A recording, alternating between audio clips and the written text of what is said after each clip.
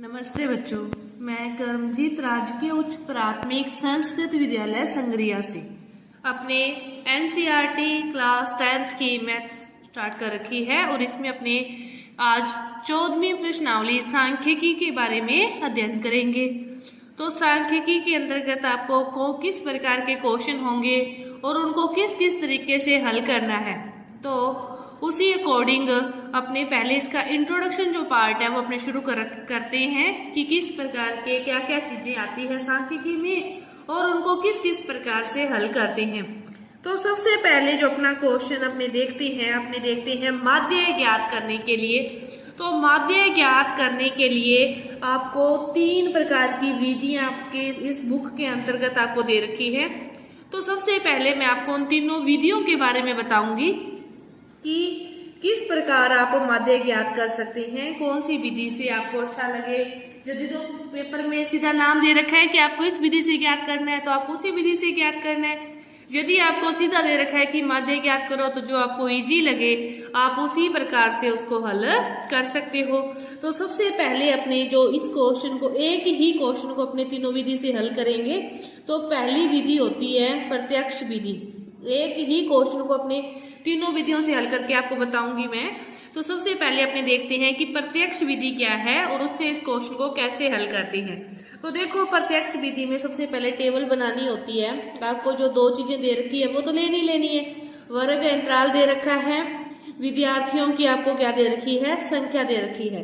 पहले x निकालोगे, संख्या को क्या कहते हैं, f, फिर आप f और x का क्या करेंगे, गुना करेंगे। तो देखो सबसे पहले लिख लो जो चीजें जो दी है वो तो पहले लिखनी है 10 से 25। एक बात और ध्यान रखनी है कि जिस पे खत्म हो रहा है दूसरा उसी पे शुरू होना चाहिए। यदि शुरू नहीं हो रहा तो उसके लिए आगे जो क्वेश्चन आएंगे आपको उसमें बताया जाएगा। 40 से 55, 55 से 70, 70 से 85 और 85 से 100। ये आपको दे रखा है, जो वैल्यू दे रखी है लिख दी। फिर एफ की जो दे रखी है ये सारी एफ है, इसको लिख दें 2, 3, 7, 6। अब देखो x क्या होता है। x क्या होता है, इन दोनों का योग करके 2 का भाग देने पर अपने पास क्या आता है, x आता है। अब देखो x 10 और 25 दोनों का योग किया, कितना आ गया 35। 35 में 2 का भाग दोगे तो अपने पास क्या आएगा, 17.5। क्या आएगा, 17.5। अब देखो चाहे तो अब आगे ऐसे ही करते जाओ, इन दोनों का योग करके 2 का भाग देते जाओ तो भी आ जाएगा। दूसरा तरीका क्या है, इनमें अंतर कितने का है, 25 में से 10 गए, अपने पास अंतर कितने का है, 15 का है। तो अपने इसमें क्या जोड़ते जाएं, 15 जोड़ते जाएं। तो 17.5 में 15 जोड़ोगे तो क्या आएगा, 32.5। 32.5 में फिर से 15 जोड़ोगे तो क्या आ जाएगा, 47.5। 47.5 में 15 जोड़ोगे तो अपने पास क्या आ जाएगा, 62.5। फिर 15 जोड़ोगे तो अपने पास क्या आ जाएगा, 15 जोड़ने हैं तो 70.5 और फिर 15 जोड़ोगे तो 7, 5, 12, 7, 1, 8, 1, 9, 92.5। भी चाहे तो इन दोनों का योग करके 2 का भाग दो तो भी यही आएगा, और यदि वो तरीका नहीं तो इन दोनों का अंतर देख लो, एक निकाल के उसमें जोड़ते जाओ, वो अपने पास सारा आ गया। अब अपने क्या करना है, fx निकालना है।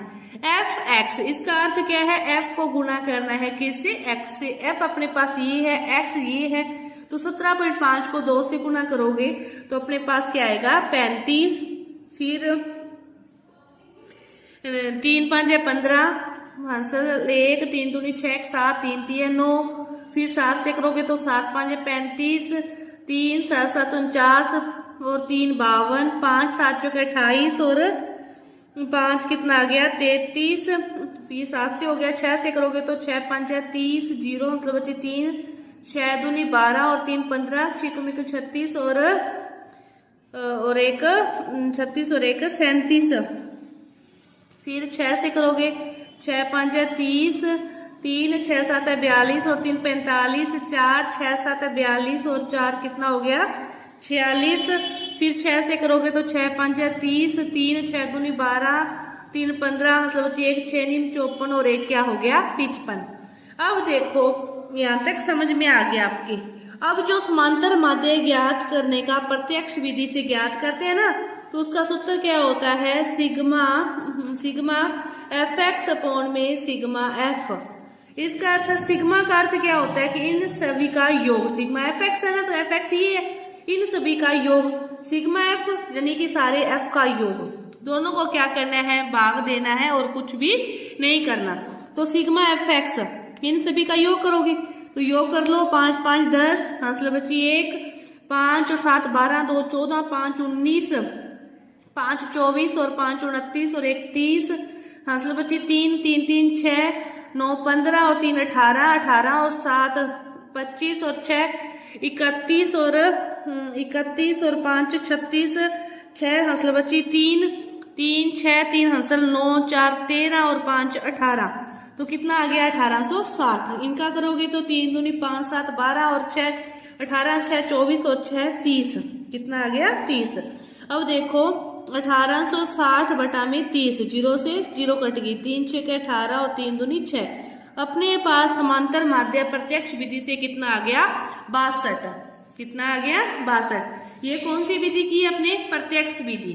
अब देखो प्रत्यक्ष विधि समझ में आ गई, बहुत ही आसान है, सीधी सी सिंपल सी, दो चीजें आपको दी होती है और उसके बाद आगे आपको जो पूछा है बस x निकालना है और fx करके उनका योग करना है। ये तो थी प्रत्यक्ष विधि। इसी क्वेश्चन को अब अपने करेंगे दूसरी विधि से। 3 विधियां हैं समांतर माध्य ज्ञात करने की, तो तीनों आपको बताएंगे ताकि क्वेश्चन करने में आपको आसानी हो। दूसरी बात, देख के छोड़ोगे तो आपको समझ में नहीं आएगा, इसको क्वेश्चन को देखने के बाद खुद हल करोगे तो आपको ज्यादा समझ में आएगा। अब देखो दूसरी विधि, दूसरी विधि क्या है, कल्पित माध्य विधि कहते हैं। दूसरी विधि को क्या कहते हैं, कल्पित माध्य विधि। उसमें फिर कल्पित माध्य ज्ञात करना होता है और कुछ नहीं है। अब देखो कल्पित माध्य विधि से कैसे ज्ञात करेंगे, वही सबसे पहले अपने को जो दे रखा है वो तो लिखेंगे ही, वर्ग अंतराल दे रखा है, विद्यार्थियों की संख्या को आप एफ भी लिख सकते हो। इसके बाद अपने क्या निकालना है, एक्स निकाला था उसमें, इसमें भी निकालेंगे। अब इसमें जो नया है वो है डी। डी क्या होता है, एक्स माइनस ए। आपको पता चल जाएगा कैसे होता है, अभी जब हल करेंगे ना फिर निकालते हैं एफ डी। ठीक है, तो वर्ग अंतराल जो दे रखा है 10 से 25, 25 से 40, 40 से 55, 55 से 70, फिर 70 से 85 और फिर 85 से 100। ये तो हो गया वर्ग अंतराल। फिर एफ की वैल्यू दे रखी है जो 2 3 7 6 6 6, इतना अपने को दे रखा है, उतना आपने लिख लिया। अब आगे की बात है, एक्स अपने उसमें निकाला था, आपको समझ में आ गया होगा ना कैसे निकालते हैं कि इन दोनों का योग करके 2 का भाग देते जाते हैं। तो अपने लिख लेते हैं, पहला क्या आया था 17.5, फिर वही 15 जोड़ोगे तो 32.5 में 15 जोड़ोगे तो फिर 47.5, फिर 15 जोड़ोगे तो 62.5 और फिर 15 जोड़ोगे तो 70.5 और फिर 15 जोड़ोगे तो कितना आएगा 92.5। अब बात है अपने ये निकालने की डी, एक्स माइनस ए करना है। एक्स अपने पास है, इसमें से क्या घटाना है ए, तो ए क्या चीज है अब वो देखना है। ए होता है n बटा 2 मा एक्स का पद, n बटा 2 करने पर जो आएगा वो उतना x मा पद। n क्या चीज है, ये वाली 1 2 3 4 5 6, ये क्या है n है, तो 6 बटा में 2 करोगे तो 3 आ गया। अब 3 मा पद कहां से देखना, x से, 1 2 3। अब अपने पास जो a की वैल्यू आई है वो कितनी आई है 47.5, कितनी आई है 47.5। अब वो क्या करना है, x में से घटाना है कि x में से अपने को क्या घटाना है 47.5 घटाना है।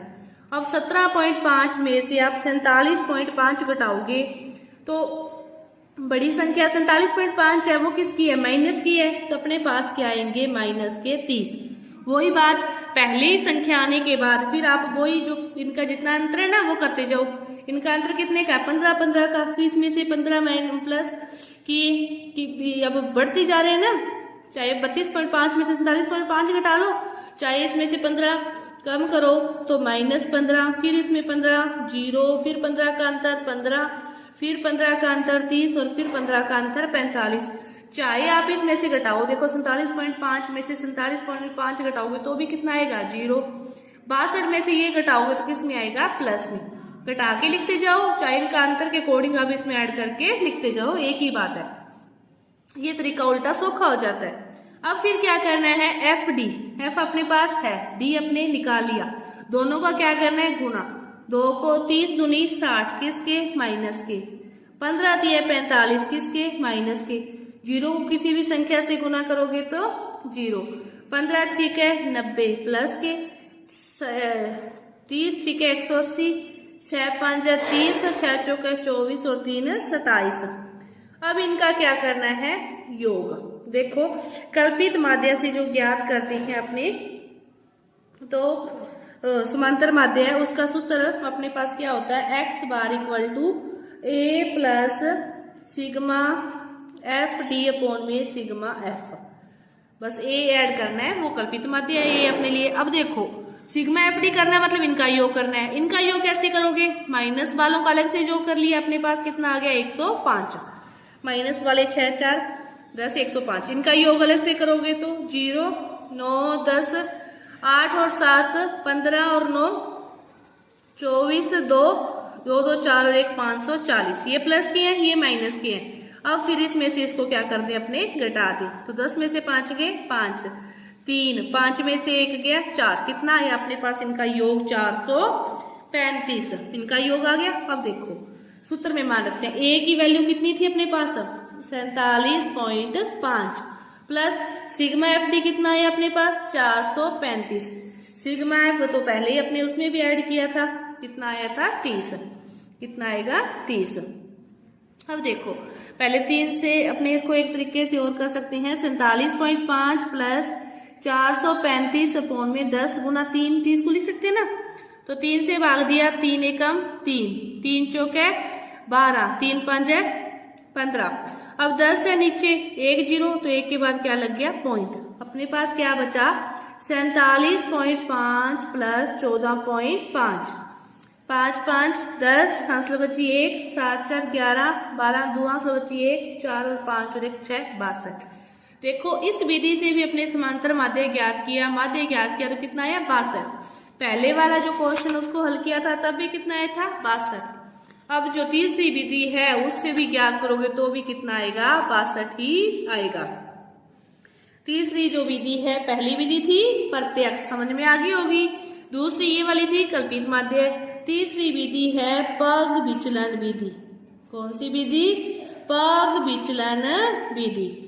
तो ये तीसरी विधि, तीसरी विधि में क्या करते हैं, इतने यहां तक तो ये वाली जो इसी क्वेश्चन को हल करना है, तो ये यहां तक तो वो बनती है डी तक, तो यहां तक तो करते हैं, बस इसके आगे 2 स्टेप और होंगे।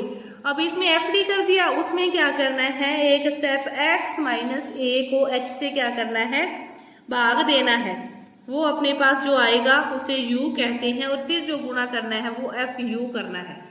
बस इतना सा अंतर है। यहाँ पे अपने इसको दोबारा बना लेते हैं, आपको समझ में आ जाएगा। ऊपर वाला सारा वर्ग अंतराल F X D X minus A, और फिर क्या करना है यू ज्ञात करना है, X minus A upon H, और फिर क्या करना है एफ यू, सारा सेम टू सेम। अब ये क्वेश्चन लेना है तो मैं ये लिख लेती हूँ, 25 से 40, 40 से 55, 55 से 70, 70 से 85 और 85 से 100। ये क्या आएगा 2 3 7 6 6 6। ये अपने निकाला था जो 17.5, 32.5, 47.5, 62.5, 77.5 और 92.5। फिर अपने जो डी निकाला था -30, -15, 0, 15, 30, 45। अब बात आई यहाँ पे, समझो ये क्या चीज आ गया, अभी नई चीज, एक्स माइनस ए अपने पास है, एच से भाग देना है। एच क्या चीज है, एच है इनका अंतर, 25 में से 10 गए तो कितना अंतर है इनका 15।